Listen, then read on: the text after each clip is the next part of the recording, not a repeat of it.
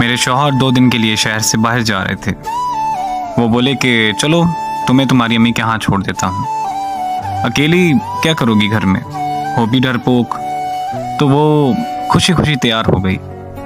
माँ के घर का दरवाज़ा खोला तो मेरे माँ बाप सामने सहन में बैठे खाना खा रहे थे, अचार और चटनी के साथ। सलाम दुआ के बाद उसने खैरियत से पूछा, अब्बा आप तो अचार और चटनी के साथ रोटी नहीं खाते थे, तो आज क्यों? अब्बा ने निवाला लेते हुए कहा, बेटा कभी कभी खा लेनी चाहिए, मज़े की होती है, मुझे तो आज पता चला। उसने अब्बा की आंखों में बेबसी भांप ली थी। इतने में भाभी सहन में आती और मिलते ही पूछती, रहने आई हो? वो खुशी से बोलती, जी भाभी, असद 1-2 दिन के लिए शहर से बाहर गए हैं तो मुझे यहाँ छोड़ दिया। भाभी ये सुन के मसनूई हंसी और बोली, बैठो मैं तुम्हारे लिए चाय या बोतल लाती हूँ।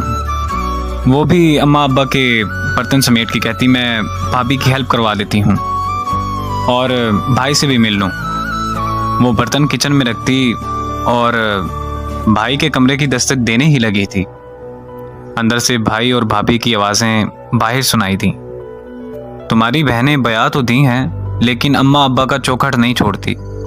जब जिसका दिल करता है बच्चों समेत मुंह उठाकर चली आती है।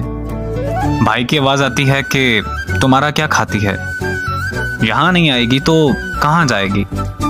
भाभी बोली, बस मुझसे नहीं होती तुम्हारी ख़ानदान की खिदमत, तुम्हारे माँ बाप को खाना देती हूँ, यही एहसान समझो।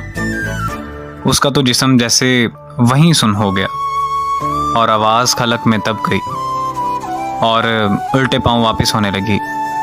थोड़ी देर बाद फ़ोन पे बात करती हुई बाहर निकली, अच्छा अम्मी आप लोग आए हैं, गाँव से पहले बता देते तो मैं अम्मी की तरफ आती ही ना। चलें आप परेशान ना हों, मैं वापस आ रही हूँ। शौहर बोला कि आप ऐसा करें कि आप राबी आपी के घर बैठें थोड़ी देर।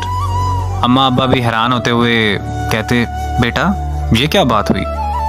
वो बोली, अब्बा जी असद की अम्मा आई हैं तो उन्हें कैसे छोड़ दूँ, फिर कभी आऊँगी इंशाअल्लाह, अभी इजाज़त दें। अपने आंसुओं को हलक से उतारते हुए दोनों से गले मिली तो बाबुल का घर फैलांग आती। वापसी पे एक एक कदम एक एक मन का महसूस हुआ और होंठों को भेजती चली गई, जैसे कि खुद को हौसला दे रही हो। इसे फिर वो बात याद आई कि फसलें जो काटी जाएं उगती नहीं हैं, बेटियां जो ब्याही जाएं वो मुड़ती नहीं हैं। बेशक मैके माँ बाप से होते हैं लेकिन कभी उनके होते हुए भी वो बेबस होते हैं। रात को खाने में उसे नमक ज़्यादा लग रहा था, जबकि वो नमक उसके हलक से उतरे हुए आंसुओं का था।